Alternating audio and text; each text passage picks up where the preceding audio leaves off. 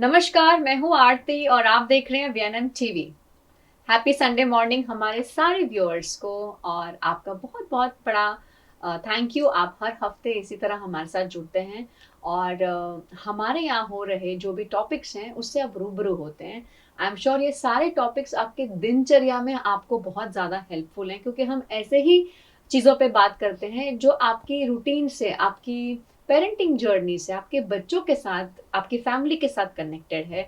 और जितने भी एक्सपर्ट्स हमारे साथ जुड़ते हैं वो काफ़ी ऐसी प्रैक्टिकल टिप्स देते हैं जो आप बहुत इजीली बच्चों के साथ घर में यूज़ कर सकते हैं। और ये सभी चीज़ों से डेफिनेटली आप देखेंगे कि बच्चों के बिहेवियर में और आपकी पेरेंटिंग जर्नी में बहुत अच्छे और पॉजिटिव चेंजेस आ रहे हैं। तो चलिए आज ऐसे ही एक टॉपिक पे चर्चा करेंगे जो आजकल हर एक पेरेंट का बहुत बड़ा कंसर्न है। जहां आप जानते हैं कि कोविड तो चला गया है, लेकिन अपने जाने के बाद भी पीछे बहुत सारी स्क्रीन्स जो हैं वो बच्चों के हाथ में थमा गया है। स्कूल्स ऑफलाइन चल रहे हैं बट स्टिल बच्चों के हाथों से स्क्रीन छूट ही नहीं रही हैं।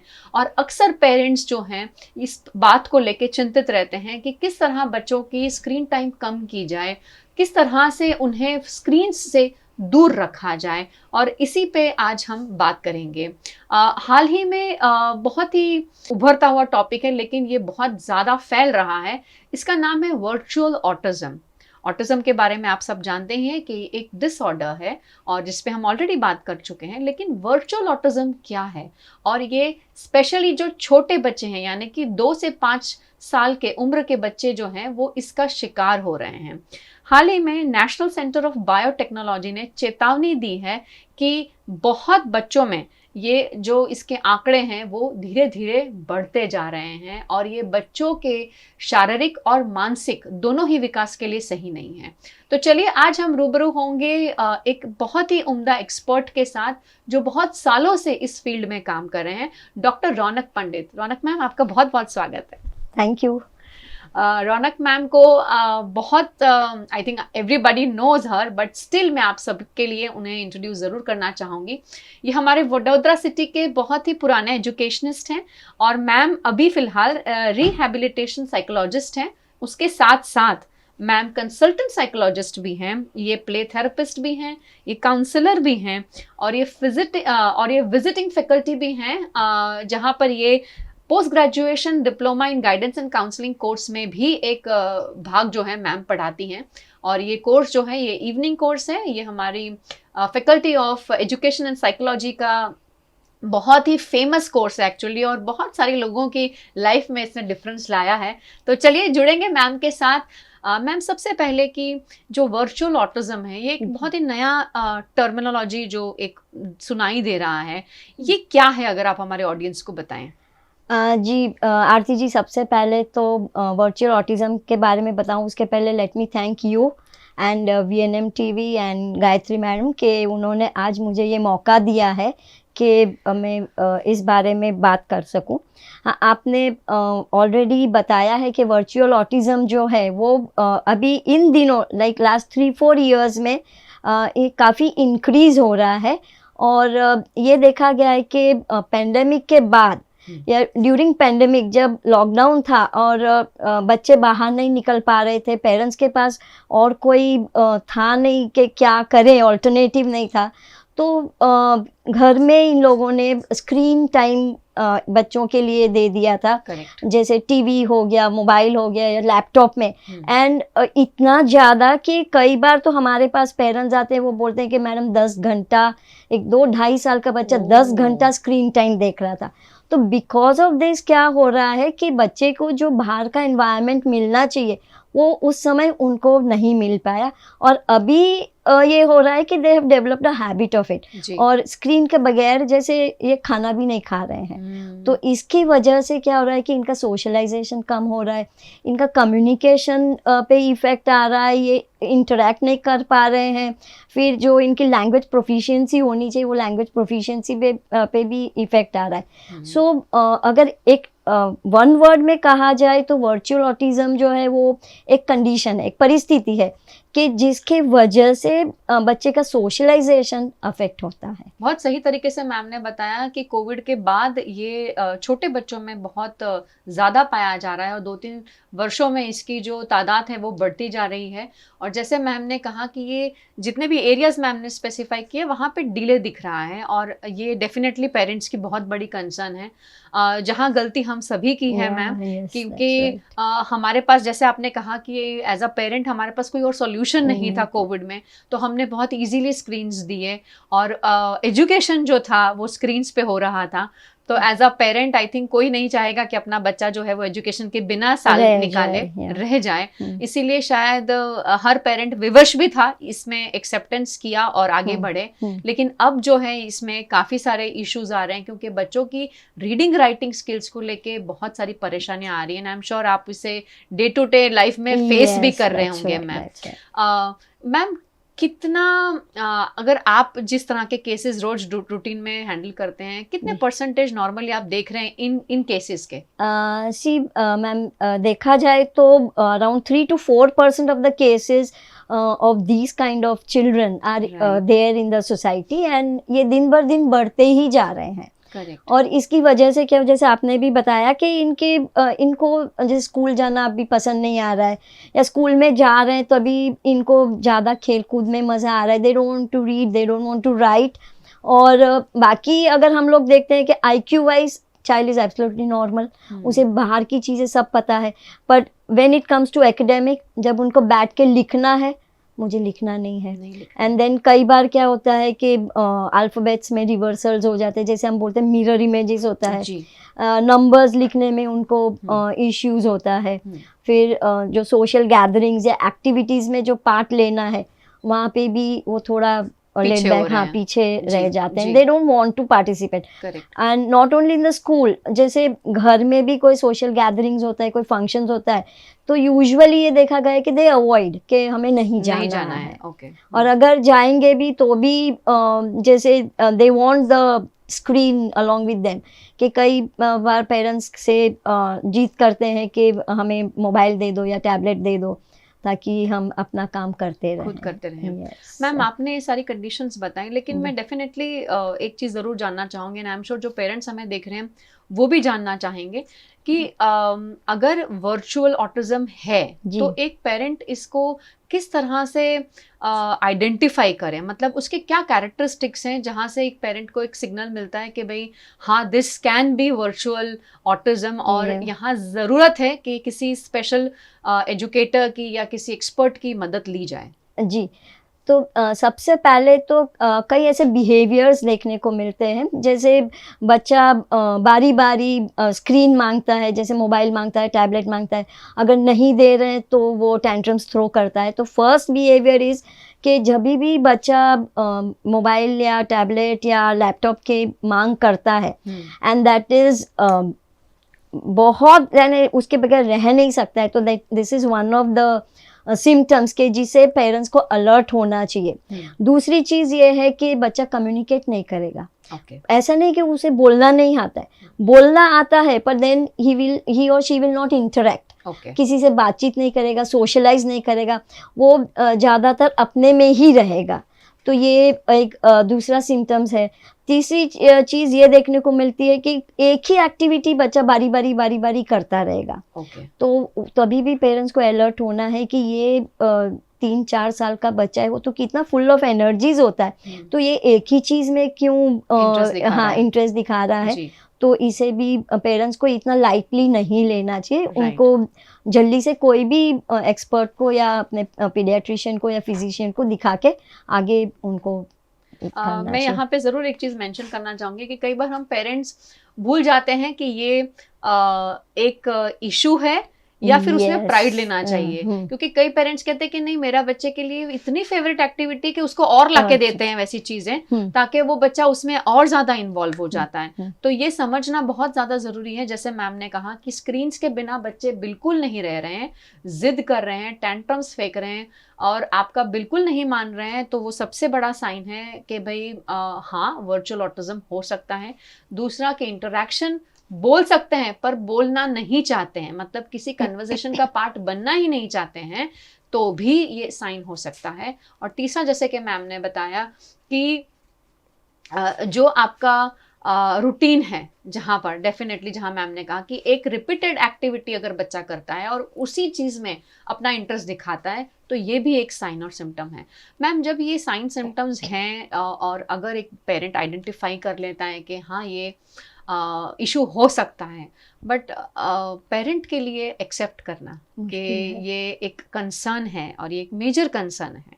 पहले तो डरते ही हैं, क्योंकि अगर कहीं कह दिया जाए कि बच्चे को टेस्ट करवाना है, तो वो बहुत बड़ी एक शॉक की जैसे एक पेरेंट के लिए आती है। क्या कहना चाहेंगे उस बारे में? कैसे पेरेंट इसको पॉजिटिवली फेस कर सकते हैं? मैम, शौक के साथ उनको एक स्टिग्मा भी रहता है कि लोग क्या सोचेंगे। जी।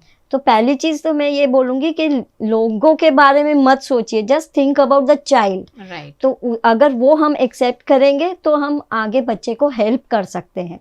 तो ये एक है। और दूसरा ये है कि हर एक इश्यू है, हर एक प्रॉब्लम है, उसका कहीं ना कहीं सॉल्यूशन है।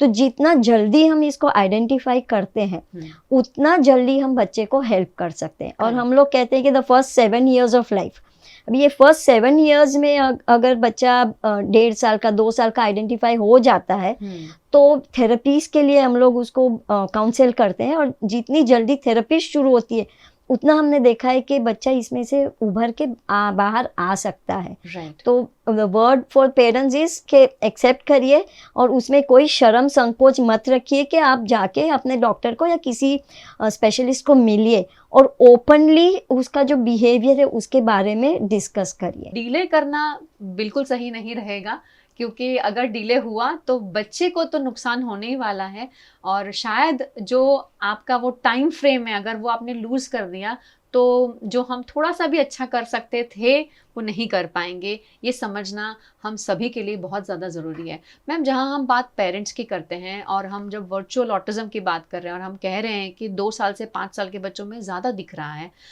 ये एज स्कूल गोइंग चिल्ड्रन की भी है, और इसमें पेरेंट्स के साथ साथ जो टीचर्स हैं, जो स्कूल्स हैं, वो भी बहुत इंपॉर्टेंट रोल प्ले करते हैं। सबसे पहला प्रश्न कि क्या आज के टीचर को पता है कि वर्चुअल ऑटिज्म क्या है? A very big question. I don't think के टीचर्स को पता है जी। और कई सारे स्कूल्स हैं, कई सारे टीचर्स हैं, उनको जनरल जो स्पेसिफिक ऑटिज्म क्या है उसके बारे में भी इतनी जानकारी नहीं है। तो वर्चुअल ऑटिज्म तो अभी इट्स जस्ट कमिंग अप, तो इसके लिए correct, they need to be sensitise. और जहां मैम ने कहा कि हम as a teacher, as an educator को पता होना चाहिए कि ये क्या क्या नया नया चीज़ें, क्योंकि कोविड के बाद हमने बहुत सारी चीज़ें फेस की हैं मैम, और डेफिनेटली बच्चों ने सबसे ज़्यादा सफ़र किया है इसमें। तो जब आप छोटे बच्चों के साथ डील करते हैं स्कूल में, तो आपको अपने आप को भी अपडेट करना बहुत ज़्यादा ज़रूरी है। तो मैम, जहाँ बात हम ये कह रहे हैं कि भी टीचर को भी समझना चाहिए, तो ऐसे में स्कूल का क्या रोल है, टीचर का क्या रोल है जब बच्चा स्कूल जाता है, और किस तरह टीचर जो है इसमें हेल्पफुल बन सकती हैं? जी, जैसे बच्चा स्कूल में जाता है 3-4 घंटे, अगर केजी की बात करें तो 4 घंटे बच्चा टीचर के साथ रहता है। तो अगर टीचर इतनी जैसे हम लोग बोलते हैं ना, keep the eyes and years open, right. तो टीचर्स जितना ऑब्जर्व करेंगे उनका बिहेवियर्स कि ये बच्चा किसी के साथ क्यों नहीं मिल रहा है, या अकेला अकेला क्यों बैठा है, या आई टू आई कांटेक्ट नहीं कर रहा है, या स्टोरी सेशन, राइम्स में, आउटडोर्स में बच्चा पार्टिसिपेट नहीं कर रहा है, तो this is something which is concerning. Right. तो टीचर्स को तुरंत ही पेरेंट्स को बुलाना चाहिए, पेरेंट्स को उनसे बात करना चाहिए कि देखिए दिस इज़ व्हाट हमने क्लासरूम में ये ऑब्जर्व किया है, तो इट इज़ बेटर कि आप आपके बच्चे को कहीं एक्सपर्ट्स को दिखा दीजिए। Correct. और आई विल टेल यू कि जब टीचर्स या head of the school principles बोलेंगे तो it has more impact on the parents, Right. और फिर पेरेंट्स तुरंत ही आते हैं। जैसे हमारे पास, मैं आपको बताऊं, 60% ऑफ द पेरेंट्स स्कूल से आते हैं जी। कि मैडम हमको बोला हुआ है कि ये बच्चा लिखता नहीं है, तो इसलिए आपसे मिलने के लिए बोला है। तो teachers and the principals play a very major role in identifying, knowing the behaviors and thereby helping. जितना वो जल्दी भेजेंगे उतना हम उनकी थेरेपीज या काउंसलिंग करेंगे और बच्चे को ऑन द होल हम हेल्प कर सकते हैं। करेक्ट।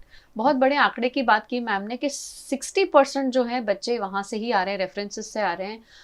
इसका मतलब आप समझ सकते हैं कि आप टीचर्स जो हैं वो कितनी इम्पोर्टेंट भूमिका निभाती हैं बच्चों के डेवलपमेंट में, और जहाँ आप ऑब्जर्व करते हैं बच्चे को डे टू डे बेसिस पे बहुत सारी चीज़ें बच्चों के बारे में हमें पता चलता है। हाँ, हम ये कह सकते हैं कि कम घंटे होते हैं, पर 3 या 4 घंटे भी कम नहीं होते हैं अगर आप पहचाने अच्छे से तो, क्योंकि वो 3-4 घंटे बच्चा क्वालिटिवली आपके साथ स्पेंड कर रहा है। मतलब हर डिफरेंट क्षेत्र में बच्चा काम कर रहा है, फिर चाहे वो लैंग्वेज हो, मैथ हो, साइंस है, आर्ट है, ड्रामा है, म्यूज़िक है, फ्री प्ले है, हर किसी में आप बच्चे का अलग अलग जो उसके इन्वॉल्वमेंट है वो आप देखते हैं। और कहीं पे भी अगर आपको लगता है कि सही नहीं है तो आपको ऐसा लगता है कि आप पेरेंट को नहीं बोल पाएंगे, शायद पेरेंट को सही ना लगे, तो डेफिनेटली जैसे मैम ने कहा कि प्रिंसिपल्स और सुपरवाइजर्स की हेल्प से आप पेरेंट को ये ज़रूर समय पे बताना बहुत इम्पॉर्टेंट है, क्योंकि अगर समय निकल गया तो शायद हमें जो हेल्प करनी चाहिए थी वो हम चूक जाएंगे और बच्चे को नुकसान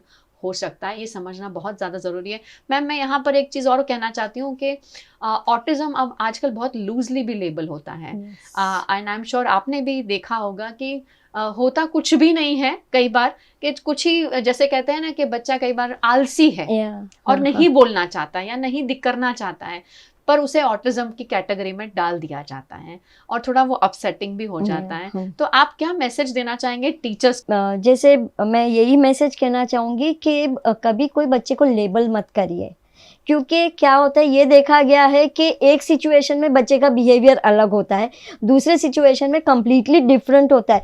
तो just don't come to a conclusion कि ये बच्चा ऑटिस्टिक है या ये बच्चा ये है। मैं आपको एक एग्जांपल दूँ कि जब तारे ज़मीं पर फिल्म आई थी तो हमने देखा गया कि हर एक स्कूल से हर दूसरे दिन चिट्ठी लिख के भेज देते बच्चा लर्निंग डिसेबल्ड है, कि भाई मूवी देखी, मिरर इमेजेस आए तो, पर ये नहीं होना चाहिए। हम लोग भी 2-3-4 टेस्ट करने के बाद ही एक डायग्नोसिस, एक कंक्लूजन पे पहुंचते। डायरेक्टली हम लोग कभी भी कोई भी बच्चे को लेबल नहीं करते। और जैसे आपने बोला कि कई सारी चीज़ें होती है कि हमें ओवरलैपिंग लगता है, जैसे बच्चा बोलना नहीं चाहता है या बच्चा टेम्परामेंटली, कोई एक पेरेंट इंट्रोवर्ट है तो बच्चा भी इंट्रोवर्ट है, या कई बार ये देखा गया है कि बच्चे को सिर्फ लैंग्वेज इश्यूज है, ये नहीं कि वो बोल नहीं पा रहा है या सोशलाइज नहीं करना चाहता है।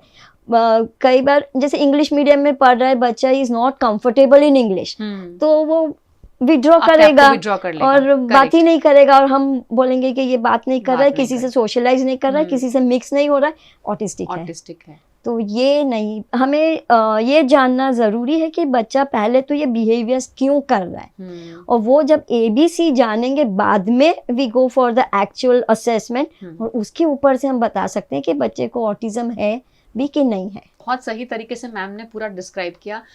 हाँ, एक और बात है कि अपने डॉक्टर खुद मत बनिए, अपने आप गूगल कर डिसाइड मत कर लीजिए कि मेरे बच्चे को ये इशू है और आप अपने आप ही उसकी थेरेपी स्टार्ट कर देंगे, आप स्पीच थेरेपिस्ट के पास चले जाएंगे, आप ये करेंगे नहीं। आप सबसे पहले बच्चा जिनके साथ रहता है उनसे जानने की कोशिश करें कि जो आप देख रहे हैं क्या वो वहाँ पे भी ये कर रहा है या नहीं। अगर आप घर पे आइडेंटिफाई करते हैं तो एक बार स्कूल में भी चेक करिए, और स्कूल में हो रहा है तो definitely the teacher has to check with the parent के घर पे हो रहा है कि नहीं हो रहा है, कंसिस्टेंसी कैसी है उस बिहेवियर की, परखें पहले उससे, और फिर बाद में जैसे मैम ने कहा कि असेसमेंट होना चाहिए, उसके बाद किसी कंक्लूजन पे पहुंचेंगे कि इशू है या नहीं है, और नहीं है तो बहुत अच्छी बात है। और अगर थोड़ा सा भी लगता है तो घबराने की या टेंशन में आने की या डरने की या किसी स्टिग्मा में पड़िए मत, कृपा करके ये बिल्कुल मत करिए, क्योंकि ये आपको ही नुकसान देगा, क्योंकि आप उसे हैप्पीली या पॉजिटिवली नहीं लेंगे तो बच्चा भी नहीं ले पाएगा। कहीं ना कहीं आपका जो फियर है वो बच्चे तक भी जाएगा। तो जितना आप खुलकर इस चीज़ को एक्सेप्ट करेंगे, बच्चे के लिए उतना ही ज़्यादा ईजी हो जाएगा इसे एक्सेप्ट करना। रौनक मैम, आपका बहुत बहुत शुक्रिया, थैंक यू सो मच अपना कीमती समय देने के लिए। It was my pleasure coming here and I hope के ये जो हमारा टॉक है या एवरी संडे आप जो बच्चों के लिए कर रहे हैं, थोड़ा इम्पैक्ट पेरेंट्स के ऊपर, बच्चों के ऊपर पड़ेगा and may be in future उनका डेवलपमेंट एंड उनकी लाइफ और स्मूथ और अच्छी जाए। That is what I want to say. Thank you. और यही हमारी भी इच्छा है और हमारी कोशिश है कि हर हफ्ते हम आप तक ऐसे ही टॉपिक लेकर आए जो आपके दिमाग में चल रहे हैं और आप एक सॉल्यूशन ढूंढ रहे हैं। तो उसके लिए VNM TV और VNM TV किड्स का चैनल जो है, यूट्यूब चैनल है, इसे लाइक करें, शेयर करें, सब्सक्राइब करें, तभी हमारे साथ जुड़ पाएंगे और इन सभी एक्सपर्ट्स के साथ भी जुड़ पाएंगे, इस थॉट प्रोसेस को समझ पाएंगे और अपने आप को भी और बच्चों की डेवलपमेंट में भी आप बहुत सारी हेल्प कर पाएंगे। तो आप सभी का again very big thank you हमारे साथ हर हफ्ते जुड़ने के लिए। अपने घर में सेफ रहें, सुरक्षित रहें। नमस्कार।